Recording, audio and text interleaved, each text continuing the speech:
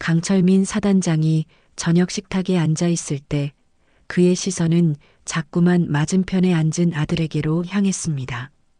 민수는 여전히 18살 때와 별반 다르지 않은 모습이었죠. 키는 165cm에 머물러 있고 어깨는 좁고 팔다리는 가늘었습니다. 강사단장은 속으로 한숨을 쉬었어요.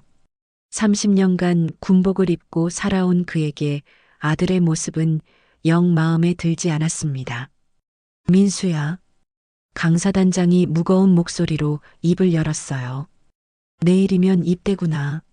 네, 아버지. 민수가 고개를 끄덕였습니다. 그의 목소리에는 떨림이 섞여 있었죠. 강사단장은 젓가락을 내려놓고 아들을 똑바로 바라봤어요. 군대라는 곳은 말이다. 약한 자가 살아남을 수 없는 곳이야. 내가 그런 모습으로 어떻게 버틸지 걱정된다. 민수는 입술을 꽉 다물었습니다. 아버지의 말 한마디 한마디가 가슴에 박혔어요. 그는 어릴 때부터 아버지에게 실망만 안겨다 준 것 같았습니다. 운동을 해도 남들보다 뒤처지고 덩치가 커지지도 않았죠. 아버지, 민수가 조심스럽게 입을 열었습니다. 걱정하지 마세요. 제가 스스로 해낼게요. 스스로? 강사단장이 미간을 찌푸렸어요. 내가 뭘 스스로 해낸 적이 있나? 학교에서도 맨날 얻어맞고 다니지 않았나? 그 말에 민수의 얼굴이 붉어졌습니다. 사실이었거든요. 중학교 때도 고등학교 때도 덩치 큰 아이들에게 괴롭힘을 당했었죠. 하지만 이번만큼은 달랐습니다. 아버지, 이번엔 정말 다를 거예요. 민수가 목소리를 높였습니다. 아버지 도움 없이 제 힘으로 해보고 싶어요. 그리고 그는 잠시 망설이다가 말을 이었습니다. 아버지 배경은 절대 이용하지 않을 거예요. 강사단장의 눈이 커졌어요. 뭐라고? 부대에서 제가 누구 아들인지 아무도 모르게 할 거예요. 그냥 평범한 이등병으로 군 생활하겠습니다.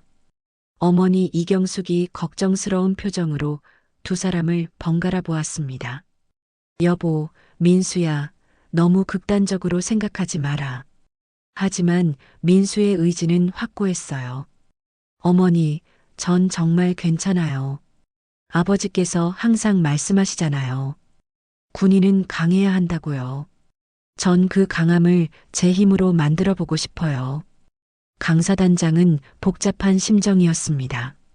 한편으로는 아들의 의지가 기특했지만 다른 한편으로는 걱정이 앞섰어요. 민수 같은 체격으로 과연 버틸 수 있을까 싶었죠. 좋다. 강사단장이 결국 말했습니다. 하지만 명심해라. 군대는 내가 생각하는 것보다 훨씬 혹독한 곳이야. 그리고 무엇보다 그는 잠시 숨을 고르고 말을 이었어요. 내 명예에 먹칠하는 일만은 없어야 한다. 민수는 아버지의 말을 가슴 깊이 새겼습니다. 명예에 먹칠하지 말라는 것, 그것은 곧 포기하지 말라는 뜻이었죠. 어떤 일이 있어도 견뎌내라는 무언의 명령이었습니다. 그날 밤 민수는 잠들지 못했어요. 내일이면 정말 군대에 가야 했습니다. 아버지 없이 온전히 자기 힘만으로 살아남아야 했죠. 그는 작은 거울을 보며 자신의 모습을 확인했습니다. 여전히 왜소하고 약해 보였어요. 하지만 눈빛만큼은 달랐습니다. 무언가를 해내겠다는 의지가 담겨 있었죠. 입대 당일 아침 민수는 일찍 일어나 짐을 정리했습니다. 군번표를 받으며 그는 한 가지 결심을 더 확실히 했어요. 자신의 출신을 철저히 숨기겠다는 것이었죠. 훈련소에서 만난 동기들 앞에서 민수는 그저 평범한 집안의 아들일 뿐이었습니다. 야, 너도 서울 사람이야? 옆 침대에서 한 동기가 말을 걸었어요. 그가 바로 최일병이었습니다. 민수와 비슷하게 왜소한 체격의 내성적인 성격을 가진 아이였죠. 응, 그래. 민수가 대답했습니다. 너는? 나도 서울이야. 우리 좀 비슷하게 생겼네. 최일병이 웃으며 말했어요.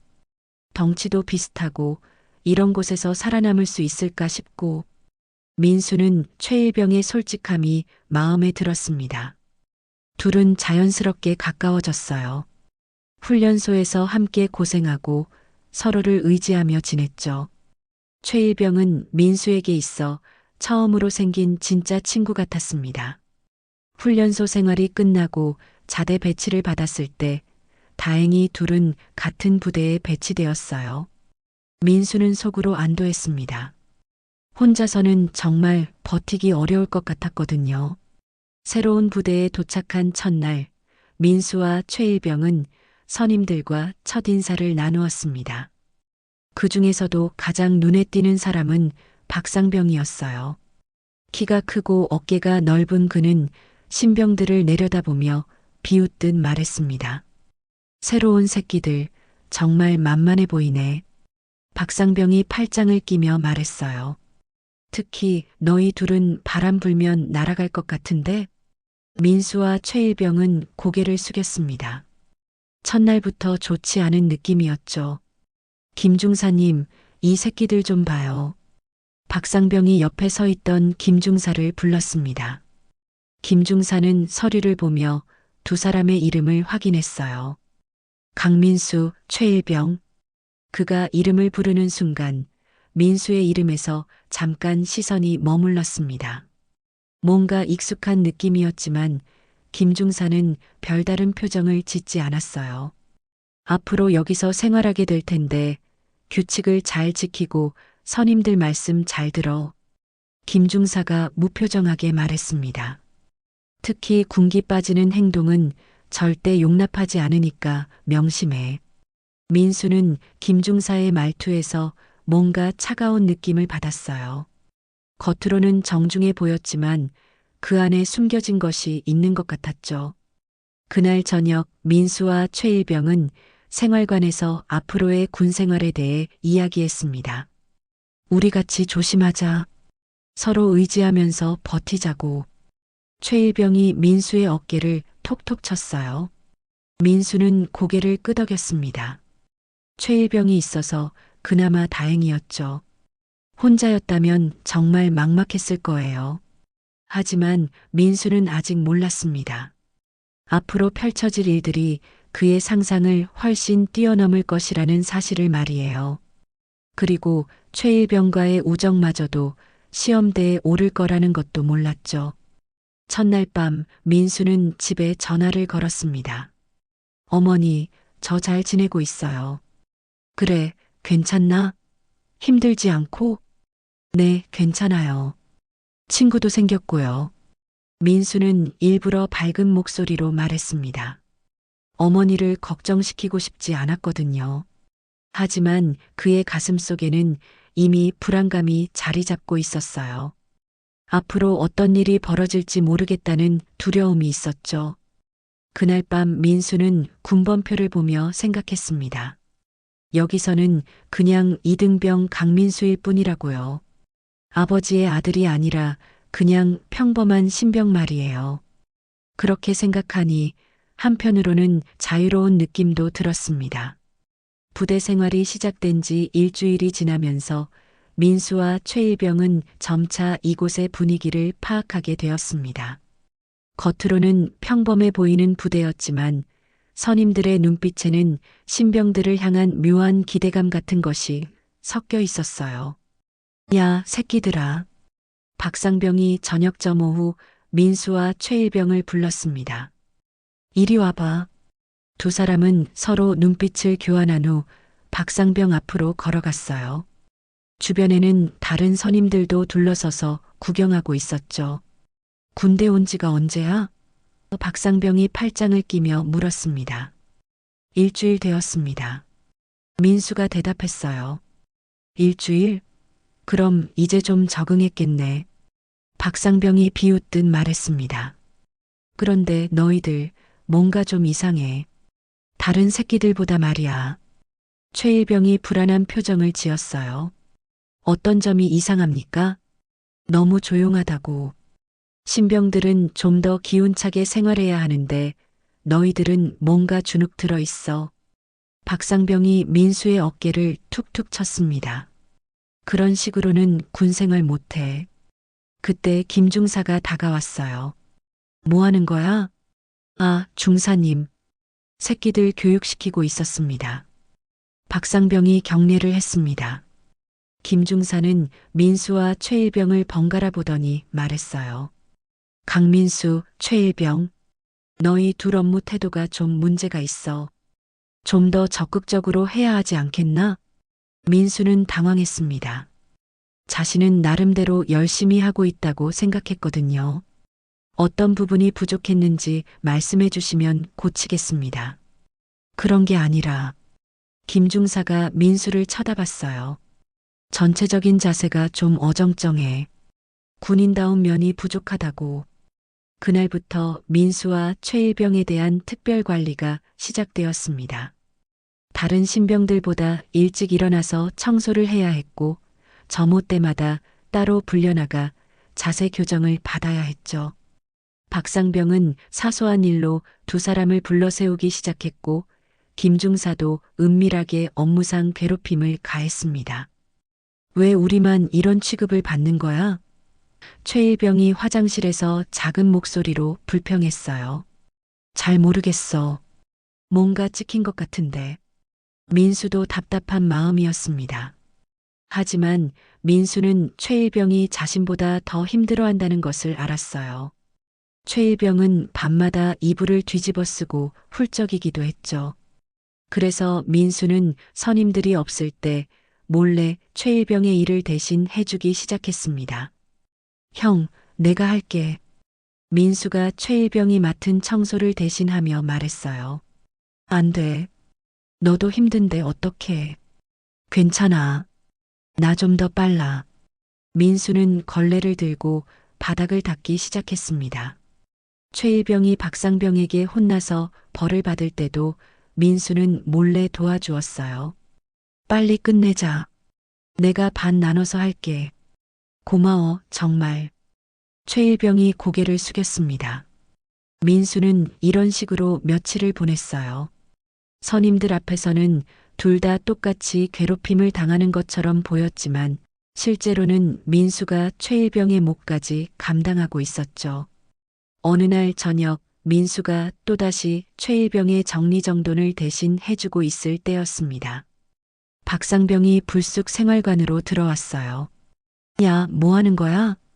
민수가 깜짝 놀라서 돌아봤습니다. 손에는 최일병의 세면도구가 들려 있었어요. 이게 뭐야? 박상병이 다가와서 민수의 손을 확인했습니다. 최일병 것 아니야? 그게. 민수가 말을 더듬었어요. 박상병이 최일병 쪽을 돌아봤습니다.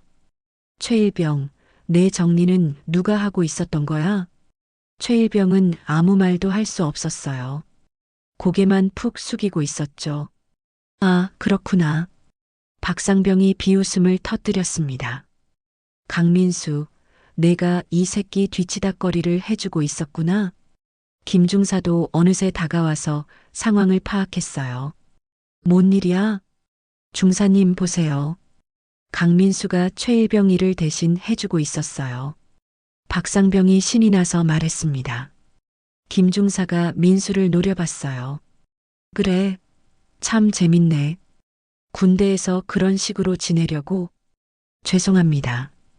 민수가 고개를 숙였습니다. 죄송하긴 뭘 죄송해.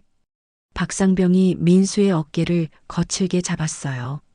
내가 그렇게 친구 생각이 많다면 앞으로는 너 혼자서 다 하든가. 그날 이후 상황이 완전히 바뀌었습니다. 선임들은 최일병보다 민수를 더 집중적으로 괴롭히기 시작했어요. 마치 민수가 최일병을 보호하려 했다는 것을 빌미로 삼아서 말이죠. 강민수, 내가 그렇게 대단하다면 혼자서 다 해봐. 박상병이 말했습니다. 최일병 몫까지 내가 다 감당하라고. 민수는 그렇게 혼자서 모든 괴롭힘을 감당하게 되었어요. 하지만 후회하지 않았습니다.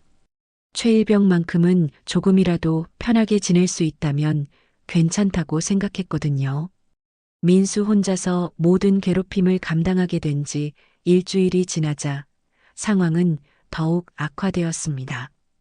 박상병과 김중사는 마치 약속이나 한 듯이 민수만을 집중적으로 괴롭히기 시작했어요. 최일병은 이제 거의 건드리지 않았죠. 강민수, 이리 와. 박상병이 민수를 불렀습니다. 내가 그렇게 친구 생각이 많다며? 그럼 오늘 청소는 내 혼자 다 해. 민수는 묵묵히 고개를 끄덕였어요. 생활관 전체 청소를 혼자서 해야 했지만 불평하지 않았습니다. 최일병이 편해진다면 그것으로 충분했거든요. 하지만 최일병의 마음은 편하지 않았어요. 친구가 자신 때문에 고생하는 모습을 보는 것이 너무 괴로웠죠. 미안해. 최일병이 민수가 혼자 청소하는 모습을 보며 작은 목소리로 말했습니다. 뭘 미안해해. 괜찮다고. 민수가 걸레를 짜며 대답했어요. 내가 편하면 그걸로 됐어. 며칠이 더 지나자 상황은 더욱 심각해졌어요. 김중사는 업무 시간에 민수만 따로 불러서 추가 업무를 줬습니다. 강민수야, 내가 시간이 많은 것 같으니까 이것도 내가 해. 김중사가 서류 더미를 민수 앞에 놓으며 말했어요. 예, 알겠습니다. 민수가 대답했습니다. 그리고 이거 내일까지 다 정리해서 내놔. 하나라도 틀리면 다시 하는 거야. 민수는 밤늦게까지 서류 정리를 해야 했어요.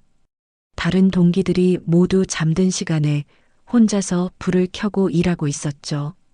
그런데 진짜 괴롭힘은 따로 있었습니다. 박상병은 민수를 밤늦은 시간에 따로 불러내기 시작했어요. 강민수, 이리 와. 밤 11시가 넘은 시간에 박상병이 민수를 불렀습니다. 민수는 자리에서 일어났어요. 다른 동기들은 모두 잠들어 있었죠. 화장실로 따라와. 민수는 박상병을 따라 화장실로 갔습니다. 그곳에서 박상병은 민수에게 폭력을 가했어요. 내가 그렇게 대단한 줄 알았는데 실제로는 별거 아니네. 박상병이 민수의 복부를 주먹으로 쳤습니다. 민수는 아픔을 참으며 그 자리에 웅크렸어요. 으윽, 소리 내지 마. 다른 새끼들 깨우면 너 더 큰일 나. 박상병이 경고했습니다. 앞으로도 이런 식으로 교육받을 각오는 되어 있겠지? 민수는 대답할 수 없었어요. 배가 너무 아팠거든요. 대답 안 해? 박상병이 다시 민수의 옆구리를 찼습니다. 예, 알겠습니다. 민수가 간신히 말했어요. 이런 일이 며칠 계속되자 민수의 몸에는 상처가 누적되기 시작했습니다. 하지만 민수는 아무에게도 말하지 않았어요. 최일병에게도 숨겼죠. 한편 최일병은 자신만의 고민에 빠져 있었습니다. 박상병이 최일병을 따로 불러서 은밀한 제안을 했거든요. 최일병아. 어느 날 저녁 박상병이 최일병을 구석으로 불렀습니다. 예, 상병님. 너 강민수랑 친하지? 예, 그렇습니다. 박상병이 주변을 둘러보더니 목소리를 낮췄어요. 그런데 말이야, 그 새끼 때문에 너도 힘들지 않아? 최일병이 무슨 말인지 몰라서 당황했습니다. 무슨 말씀이신지. 강민수가 너 대신 당하고 있잖아. 그런데 그것 때문에 분위기가 이상해졌어. 박상병이 의미심장하게 말했어요. 내가 좀만 협조해주면 모든 게 편해질 텐데. 협조라는 게 간단해. 그냥 강민수한테서 좀 멀어져. 그리고 가끔씩 우리가 시키는 것도 좀 해주고. 박상병이 최일병의 어깨를 툭툭 쳤습니다. 그럼 너는 완전히 편해져. 최일병은 그 말을 듣고 충격을 받았어요. 박상병이 자신에게 민수를 배신하라고 요구하는 것 같았거든요. 어떻게 생각해? 나쁜 제안은 아니잖아. 박상병이 웃으며 말했습니다. 어차피 강민수는 자기가 하겠다고 했으니까 상관없고 너는 편해지고 대신 입 싹 닫는 거다. 최일병은 대답할 수 없었어요. 마음속에서 양심과 생존 본능이 치열하게 싸우고 있었죠. 급하게 대답하지 마. 천천히 생각해봐. 박상병이 마지막으로 말하고 자리를 떠났습니다. 그날 밤 최일병은 잠들 수 없었어요. 한편으로는 이런 힘든 상황에서 벗어나고 싶었지만 다른 한편으로는 민수에 대한 미안함이 있었죠. 하지만 점점 박상병의 제안이 매력적으로 느껴지기 시작했습니다. 민수는 여전히 화장실에서 당한 폭행의 후유증으로 고생하고 있었지만 최일병에게는 아무 말도 하지 않았어요. 그저 괜찮다고만 반복할 뿐이었죠. 최일병은 그런 민수를 보면서 복잡한 감정에 휩싸였습니다. 고마움과 미안함, 그리고 어쩌면 조금의 원망까지도 섞여 있었어요. 최일병은 며칠 동안 박상병의 제안을 두고 고민했습니다.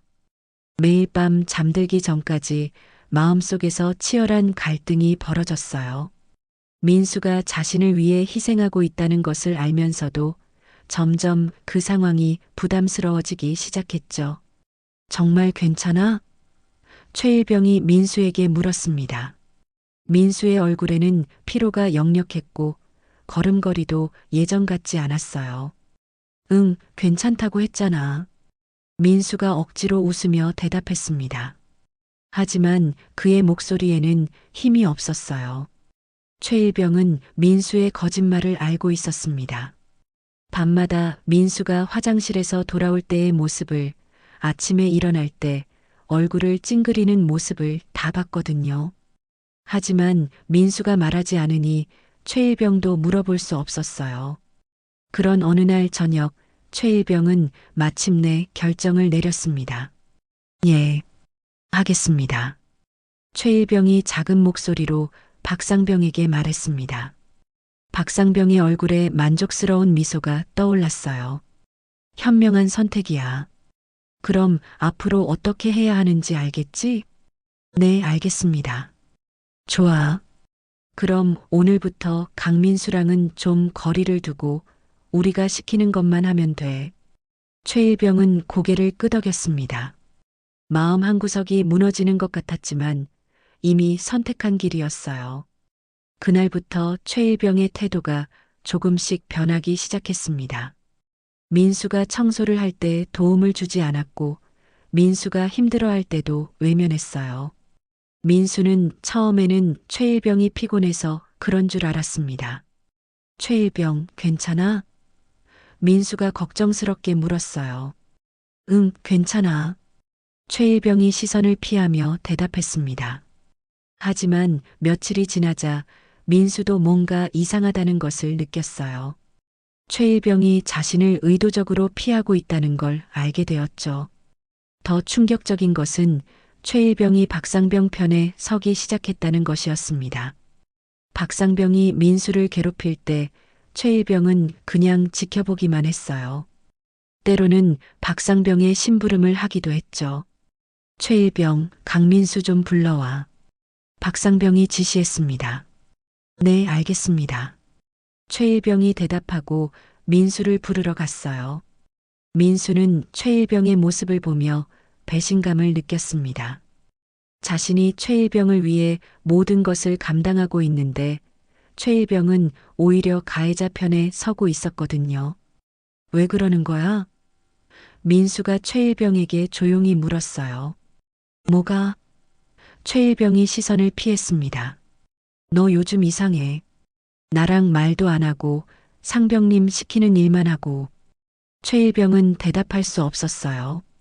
양심의 가책이 밀려왔지만 이미 선택한 길에서 되돌아갈 수는 없었죠. 한편 민수에 대한 괴롭힘은 더욱 심해졌습니다. 박상병과 김중사는 마치 최일병의 배신을 계기로 더욱 대담해진 것 같았어요. 강민수, 오늘 밤에도 특별 교육이 있어. 박상병이 의미심장하게 말했습니다.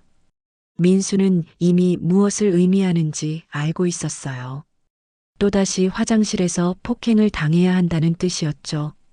그날 밤 화장실에서 박상병의 폭행은 더욱 잔혹했습니다. 내 친구도 이제 내 편이 아니야. 어떤 기분이야? 민수는 바닥에 쓰러져 있으면서도 대답하지 않았어요. 최일병이 이제 우리 편이라고. 내가 혼자 다 당하는 게 당연하다고 생각한대. 박상병이 민수의 등을 발로 찼습니다. 민수의 마음은 몸의 고통보다 더 아팠어요. 자신이 지키려고 했던 친구가 자신을 배신했다는 사실이 너무 충격적이었거든요. 이 새끼 보기보다 독하네. 어째 신음 한 번 안 내냐. 하지만 민수는 여전히 참아냈습니다. 아버지의 말이 계속 머릿속에 맴돌았어요. 내 명예에 먹칠하지 마라. 그 말이 민수를 붙잡고 있었죠. 하지만 그의 그런 모습은 오히려 박상병과 김중사의 눈에는 도발로 보였습니다. 최일병은 생활관에서 민수가 돌아오기를 기다리고 있었어요. 민수가 화장실에서 돌아올 때마다 고통스러워하는 모습을 보면서도 모른 척할 수밖에 없었죠. 양심의 가책은 점점 커져갔지만 이미 돌이킬 수 없는 선택을 한 것 같았습니다. 민수는 최일병을 보며 슬픈 미소를 지었어요. 괜찮아. 이해해. 그 말이 최일병의 가슴을 더욱 아프게 했습니다. 민수가 자신의 배신을 이해한다고 말하는 것이 오히려 더 괴로웠어요. 민수의 상태는 나날이 악화되고 있었습니다. 지속되는 폭행과 과로로 인해 체중은 급격히 줄어들었고 얼굴은 헬쑥해졌어요. 원래도 마른 체형이었는데 이제는 뼈만 남은 것 같았죠. 하지만 민수는 여전히 아무에게도 도움을 청하지 않았습니다. 강민수, 오늘도 야간 근무야. 김중사가 차갑게 말했어요. 창고 정리 끝날 때까지 들어오지 마. 네, 알겠습니다. 민수가 힘없이 대답했습니다. 최일병은 그런 민수를 보면서도 외면할 수밖에 없었어요. 박상병의 눈치를 봐야 했거든요. 하지만 마음속 깊은 곳에서는 죄책감이 계속 자라고 있었습니다. 그날 밤 민수는 창고에서 혼자 정리 작업을 하고 있었어요. 몸이 너무 아팠지만 끝까지 해내야 했죠. 그런데 갑자기 현기증이 일어나면서 몸이 휘청거렸습니다. 민수가 창고 바닥에 주저앉았어요. 배 부위에서 극심한 통증이 느껴졌습니다. 며칠 전 박상병에게 맞은 부위였는데 그때부터 계속 아프기는 했지만 이렇게 심한 적은 없었어요. 민수는 간신히 일어나서 작업을 계속하려고 했지만 통증이 너무 심해서 제대로 서 있을 수가 없었습니다. 식은땀이 흘러내렸고 열이 나는 것 같았어요. 괜찮아. 조금만 더. 민수가 스스로에게 중얼거렸습니다. 하지만 몸은 한계에 다다르고 있었어요. 박상병의 지속적인 폭행으로 인해 내부에 상처가 생겼고 그것이 감염으로 이어진 것이었죠. 폐혈증의 초기 증상이 나타나기 시작한 거예요. 민수는 결국 창고 바닥에 쓰러지고 말았습니다. 의식이 흐릿해지면서 마지막에 떠오른 생각은 아버지였어요. 아버지, 죄송합니다. 제가 약해서. 다음 날 아침 민수를 발견한 것은 당직 근무자였습니다. 야, 여기 쓰러진 사람 있어.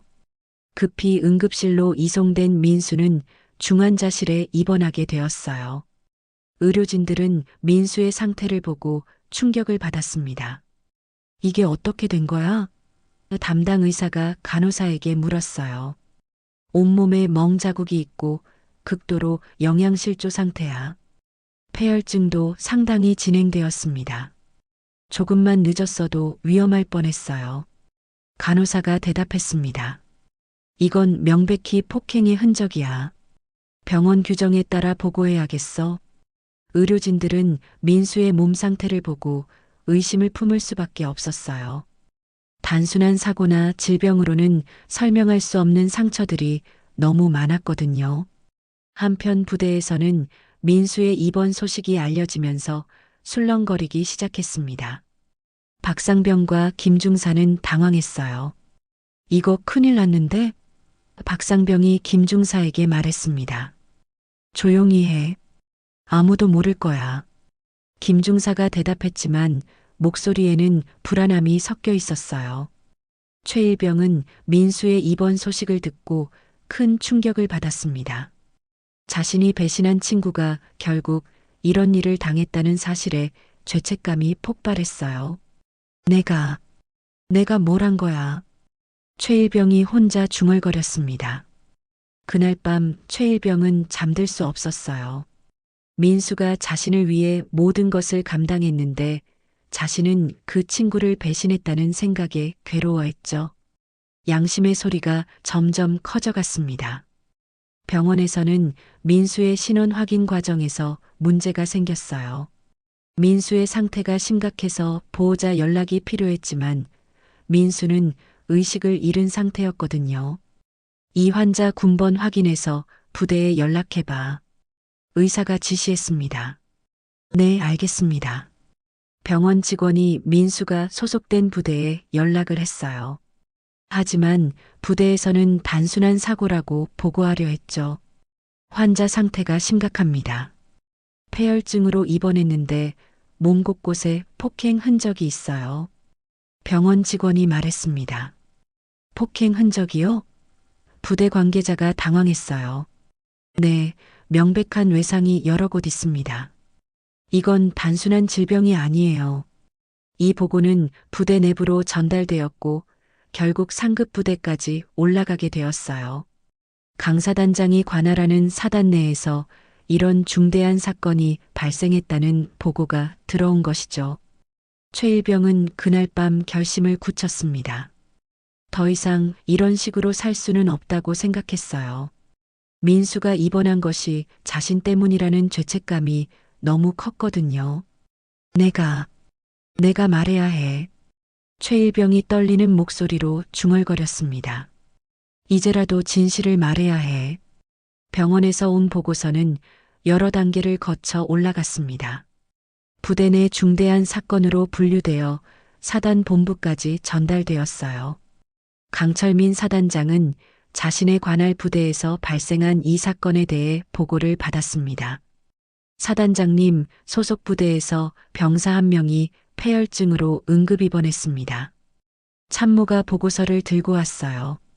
폐혈증? 강 사단장이 미간을 찌푸렸습니다. 아직도 요즘 시대에 폐혈증이 있나? 참모는 잠시 망설이다 이어서 말했어요. 병원 측에서 환자 몸에 명백한 폭행 흔적이 있다고 했습니다. 단순한 질병이 아니라 외상으로 인한 감염 같다고 하네요. 강 사단장의 표정이 굳어졌어요. 폭행 흔적이라고? 네, 그래서 내부 조사가 필요할 것 같습니다. 당장 조사에 들어가라. 내 부대에서 이런 일이 일어날 수는 없다. 즉시 차 준비에 강 사단장이 단호하게 말했습니다. 강 사단장은 곧바로 해당 부대로 향했어요. 자신의 엄격한 관리 하에 있는 부대에서 이런 일이 벌어졌다는 것이 믿어지지 않았거든요. 부대에 도착한 강 사단장은 즉시 관련자들을 소집했습니다. 박상병과 김중사를 비롯해 같은 생활관 인원들이 모두 불려왔어요. 내 부대에서 병사가 입원했다는데 어떻게 된 일인지 설명해봐. 강 사단장이 차가운 목소리로 말했습니다. 그냥 갑자기 쓰러졌습니다. 김중사가 대답했어요. 갑자기 병원에서는 폭행 흔적이 있다고 하던데 강 사단장의 눈빛이 날카로워졌습니다. 박상병과 김중사는 서로 눈빛을 교환했어요. 하지만 강 사단장 앞에서는 함부로 거짓말할 수 없었죠. 병사의 신원은 어떻게 되나? 강민수 이등병입니다. 잠깐, 방금 뭐라 했나? 그때 강 사단장이 병사의 이름을 다시 확인했습니다. 강민수라고 했나? 네, 그렇습니다. 강 사단장의 얼굴이 순간 굳어졌어요. 설마 하는 생각이 들었지만 확인해 보지 않을 수 없었습니다. 그 병사 신상 정보 가져와. 강사단장이 명령했습니다. 잠시 후 가져온 서류를 본 강사단장은 충격에 빠졌어요. 강민수 생년월일, 주소, 모든 것이 자신의 아들과 일치했습니다. 이게 어떻게? 강사단장의 손이 떨렸어요. 자신이 조사하려던 폭행 피해자가 바로 자신의 아들이었다는 사실을 알게 된 것입니다. 그동안 아들이 잘 지내고 있다고 했던 전화 통화들이 모두 거짓말이었다는 것도 깨달았어요. 즉시 병원으로 가겠다. 강사단장이 급히 자리에서 일어났습니다. 병원에 도착한 강사단장은 중환자실에 누워있는 아들의 모습을 보고 경악했어요. 살이 빠져 뼈만 남은 것 같은 모습, 온몸에 있는 멍 자국들. 민수야. 강사단장이 떨리는 목소리로 아들의 이름을 불렀습니다. 의사가 다가와서 설명했어요. 환자 상태가 심각했습니다. 폐혈증이 상당히 진행되어 있었고 영양실조도 심하고요. 그리고 의사가 잠시 망설이더니 말을 이었습니다. 명백한 폭행 흔적들이 있습니다. 강사단장은 주먹을 꽉 쥐었어요. 분노가 치밀어 올랐습니다. 자신의 아들이 이런 일을 당하고 있었는데 모르고 있었다니. 누가 이런 짓을 했나? 강사단장이 이를 갈며 말했습니다. 한편 부대에서는 강사단장이 급히 병원으로 간 이후 술렁거리고 있었어요. 박상병과 김중사는 불안해했지만 아직 강민수가 사단장의 아들이라는 것은 몰랐습니다. 내가 말해야 해. 최일병이 결심을 굳혔습니다.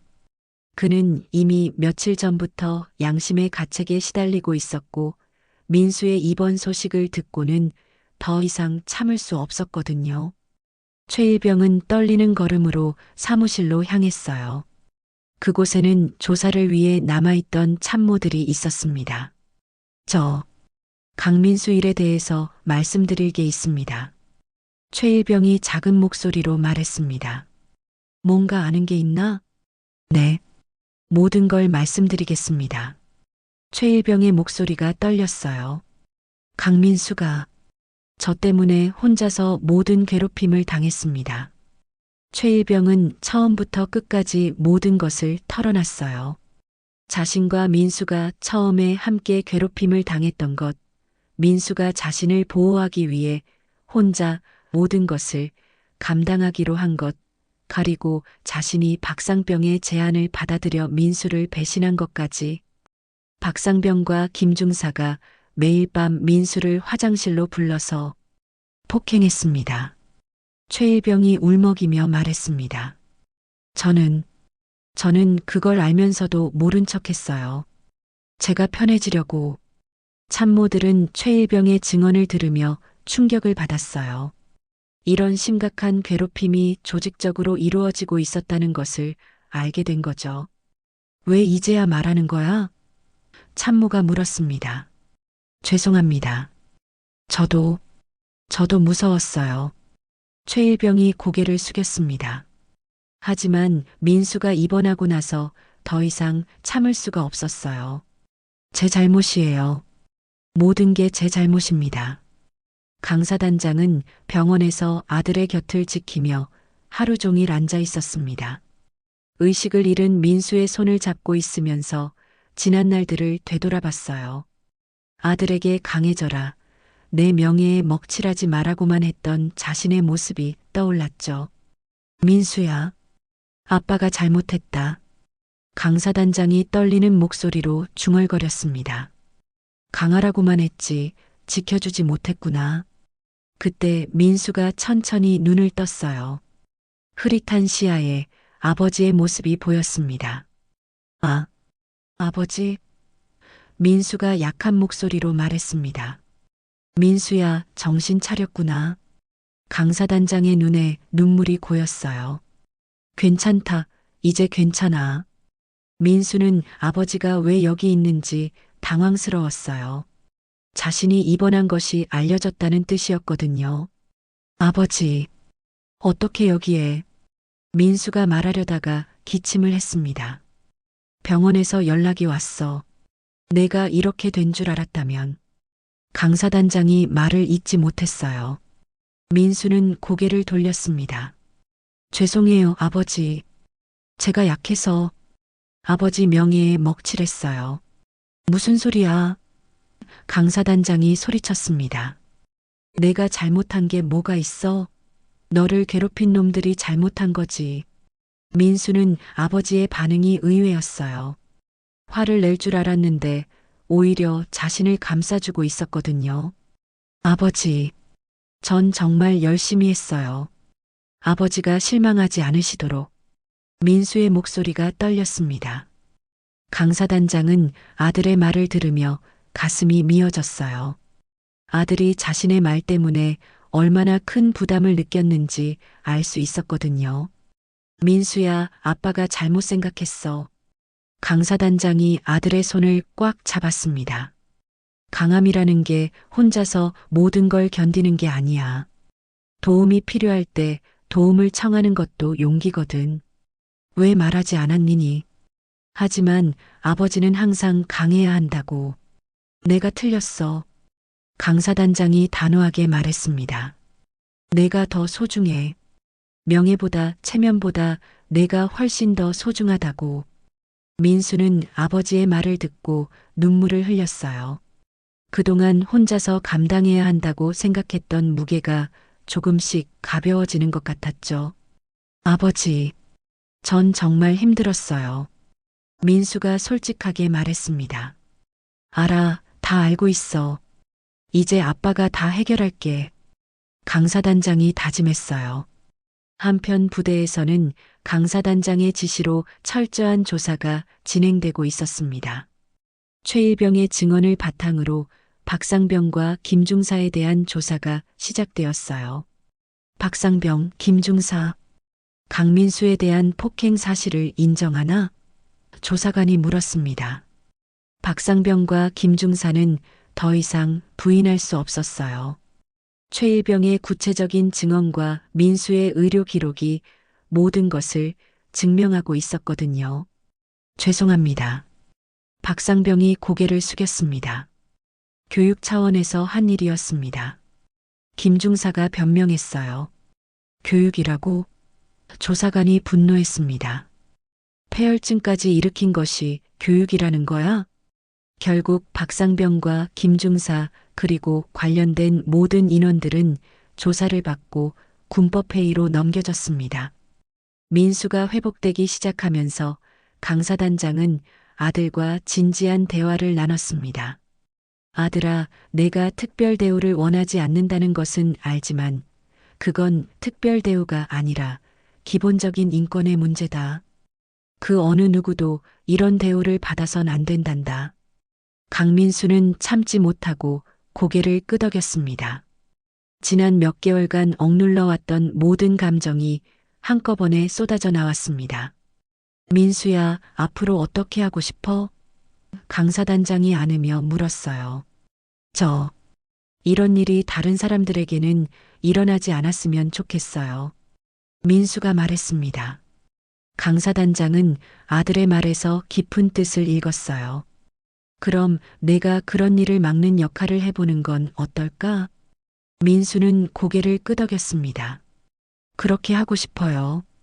몇 주 후 민수는 부대로 복귀했지만 이번에는 특별한 역할을 맡게 되었어요. 부대 내 상담병으로 배치되어 괴롭힘 방지 프로그램을 만드는 일을 하게 된 것이죠. 부대 내에서도 인권 보호를 위한 제도 개선과 다양한 지원을 하기 시작했어요. 민수는 자신의 경험을 바탕으로 고민 상담과 괴롭힘 신고 시스템을 구축했습니다. 자신과 같은 처지의 후배들이 혼자 고민하지 않도록 도움을 주는 역할을 했어요. 최일병도 민수에게 진심으로 사과했습니다. 정말 미안해. 내가 너무 이기적이었어. 괜찮아. 민수가 웃으며 말했습니다. 내가 마지막에 용기 내서 진실을 말해준 덕분에 이런 일들이 해결됐잖아. 최일병은 민수의 너그러움에 더욱 죄송해했지만 동시에 고마워했어요. 그리고 민수의 상담 프로그램에 적극적으로 협력했죠. 처음에는 아무도 오지 않았지만 점차 하나 둘씩 상담을 받으러 오기 시작했습니다. 제대를 앞둔 민수는 아버지와 마지막 대화를 나눴습니다. 아빠, 전 제대 후에도 이런 일을 계속하고 싶어요. 민수가 말했습니다. 어떤 일? 군대뿐만 아니라 사회에서도 괴롭힘 당하는 사람들을 도와주는 일이요. 상담센터를 만들어서 말이에요. 강사단장은 아들의 말을 듣고 깊은 감동을 받았어요. 고통스러운 경험을 남을 돕는 힘으로 승화시키려는 아들의 모습에서 진정한 강함을 보았거든요. 좋은 생각이다. 아빠가 도와줄게. 강사단장이 말했습니다. 민수는 제대 후 실제로 괴롭힘 피해자들을 위한 상담센터를 열었어요. 자신의 경험을 바탕으로 많은 사람들에게 도움을 주었죠. 그의 센터는 점차 확장되어 사회적 기업으로 성장했습니다. 강사단장은 아들의 모습을 보며 많은 것을 배웠어요. 진정한 강함이 무엇인지, 진정한 명예가 무엇인지를 깨달았죠. 내가 내 진짜 자랑이야. 강사단장이 아들에게 말했습니다. 너야말로 진짜 군인이다. 민수는 아버지의 말을 듣고 환하게 웃었어요. 그동안 아버지의 인정을 받고 싶어 했는데 이제야 진정한 인정을 받은 것 같았거든요. 고통스러운 경험이었지만 그 경험을 통해 더욱 단단해진 자신을 발견할 수 있었죠. 이제 그는 자신의 경험을 통해 많은 이들에게 용기를 주었고 더 나은 미래를 위한 발판을 마련했습니다. 한 사람의 용기 있는 행동이 세상을 바꾸는 첫걸음이 된 것입니다. 이번 이야기가 여러분의 마음을 움직이는 첫걸음이 되었다면 댓글로 응원의 말씀과 구독과 좋아요 눌러주세요. 오늘도 뽀라보세의 큰 힘이 됩니다. 감사합니다.